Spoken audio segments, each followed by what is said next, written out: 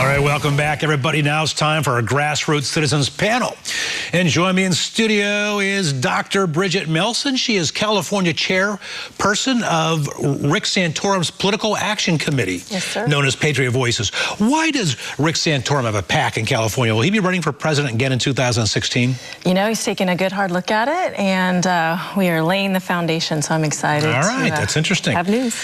All right, also in studio, as he was previously, is Barry Nussbaum. Barry is founder and president of the Israel Group. Barry, thanks for holding over. Appreciate it. Also in studio is comedian, actor, former intern in the Clinton White House. Blue badge cleared, West Wing clearance. Will Vought, and Will also was a writer for the Late Show. Good to see you, Will. Thank you, Rick. Good to be here. And joining us from Tallahassee, Florida, as he often does, is the managing editor of the Daily Surge at dailysurge.com, Jerome Hudson. Jerome, welcome to the show. I like that. How you doing? How you doing, Jick? Oh, boy, this is going to be on the front page of the paper tomorrow. All right, it better be. All right, first topic out of the gate here. It's hit Bowe Bergdahl. Let's start with Dr. Bridget Melson. You are running a political action committee for a man who may want to be our next president, Rick Santorum. I'm not saying that you reflect Rick Santorum's views, but you're in line with his philosophy. Do you believe that the White House knew everything the White House told us about Bowe Bergdahl was wrong? Everything. And do you believe they knew all along he was a deserter, or do you suppose this was just ineptness on their part? Definitely ineptness, for sure, on their part. You know, we do have the facts that he was a deserter, that people lost their lives because of it, good military people. So it'll be interesting to see whether there's going to be a plea bargain, if there's going to be a trial, what's, Susan Rice is going to do. But yeah. All right, so you think ineptness. I am, again, as I said in the previous segment, I am struck by the fact that so many of those who served with them came out and said, this guy walked away. He walked away on his own. He put us all in danger. Let's go to Will Vought, former Clinton White House intern. Will, is this something that troubles you, that President Obama would exchange 5 high-level Taliban operatives for this guy?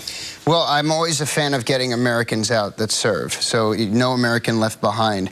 But with regard to being a deserter, I think that there's a case to be made, according to the military code of conduct, that he was AWOL and not a deserter. I think that there's something they're looking at today, because he was not gone from the camp more than 2 to 3 hours before he was picked up by the Taliban. Is there going to be a plea bargain? You better believe it. Nathan Jessup, Jack Nicholson will probably reprise his role as he did in A Few Good Men. And did you want the truth? Absolutely, there's going to be a plea bargain. The military wants this to go away, and it wants it to go away very, very quickly. I don't know if it's the military as much as the Obama White House. Let's go to Jerome Hudson at the Daily Surge. Jerome, was this an ineptitude on part of the Obama White House, or they lied to us? I think the ruminations are out there. I think that this was twofold. Barack Obama, in an election year, wanted to take a victory lap. That's why I think he used Bowe Bergdahl's parents as political props with the speech in the Rose Garden, and getting rid of. I mean, these were 5 of the worst Taliban leaders, and he got rid of them. And that was the other party. He really wants to close down Guantanamo Bay, but he's getting resistance from his party and, of course, Republicans. And so, making this swap was actually a means to meet both of those ends. It's horrible.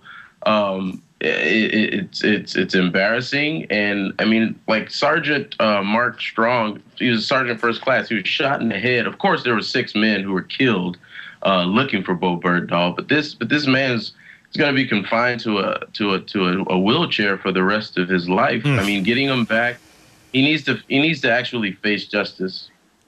Let's go to Barry Nussbaum. A lie, or they just fumbled the ball? I think it's probably a little of both. The thing that I find most shocking, Rick, is he violated American policy and he violated American law. He didn't have the authority as commander-in-chief to make this deal, number one. He being President Obama. Correct. And number 2, it seems, as John McCain said, it makes our soldiers less secure, because it encourages more kidnapping and ransom, and at the same time, they went after the Taliban in negotiations, the worst of the worst, and they got them out. And by the way, 3 of them are already making contact with their Taliban former comrades. You know what, Barry, you bring up a good point. It incentivizes kidnapping, if you will, if nothing else, so that you could have a deal later. All right, switching gears now. Obamacare, the 5-year anniversary was this week. And you know what's interesting to me is we are still polarized. You hear pundits on the left say it's a great thing. President Obama gave us affordable health care. And those on the right, well, we saw what Ted Cruz said, it's time to repeal it. Let's go to Will Vought. Have you heard any true success stories? 16 million Americans have health care, have health coverage that did not have it prior to Obamacare. I had it last year through Obamacare. And, you know, much like I think the Constitution, you know, and, Disney and Disneyland, you know, it's something that is evolving. You know, the wound is where the light enters us. That's a quote that Rumi says. And I think that, you know, as we move forward, there's going to be this criticism. The plan is going to be changed, but people have health coverage. We're, you know, the United States positioning itself as a world leader and not being able to have health care, you know, for its citizens. Oh, man. All right, let's go to Jerome Hudson in Tallahassee with the Daily Surge. We just heard Will Vought point out, Jerome, that we now have 16 million Americans who previously did not have coverage. That sounds like a success story, does it not? Yeah, but the Congressional Budget Office also crunched some numbers. And in fact, people are paying more for health coverage. That's a very small amount of people that are paying more, and the deficit has been offset less than because of the. All right, let him. Okay, good point. Let Jerome finish here. Right, 35 million fewer people don't have health coverage today. 21% fewer people are actually insured. I mean, silly things like people being able to keep their doctor. I mean, we don't really care about that. Employers being forced to cut employees. 30 hours is now full time. I mean, the thing is a complete mess. At no point in time is inserting more federal bureaucracy in any sector in America a good thing, and Obamacare is just another example of that. All right, we'll get our other panel members' take on that topic on the other side of the break. Democrats are crying racism as Republicans hold up the Loretta Lynch confirmation, but their desperate race-baiting attack is obvious, even to Jon Stewart. Take a look at this. Stay with me. From the Edge of America, I'm Rick Amato. We're back after this. Lynch, the first African-American woman nominated to be Attorney General, is asked to sit in the back of the bus when it comes to the Senate calendar. Oh, for sake.